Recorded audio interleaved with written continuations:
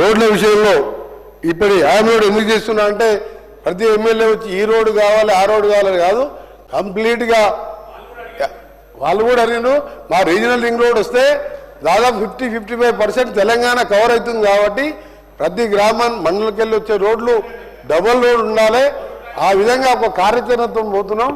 గౌరవ హరీష్ రావు గారు కూడా రిక్వెస్ట్ చేస్తున్నా, మీరు మాకు అంటే మీరు మాకు ఎక్కువ పని ఎక్కువ చేస్తాం కానీ మీలాగా ఎక్కువ మాట్లాడలేము.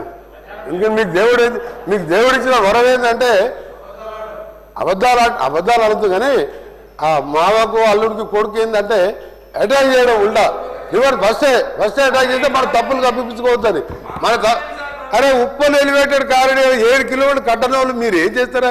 15 కిలోమీటర్లు పివి నరసింహరావుకి ఎలివేటెడ్ పివి నరసింహరావు రోడ్డు కట్టాము అధ్యక్ష. 15 కిలోమీటర్లు ఫ్లైఓవర్ కట్టాము కదా, షార్ట్ కట్ అయింది కదా. ఇప్పుడు ఇవాళ మేము అవుటర్ రింగ్ రోడ్ వేసినాం కదా, metro world class metro India Delhi తర్వాత బెస్ట్ మెట్రో కట్టాం కదా.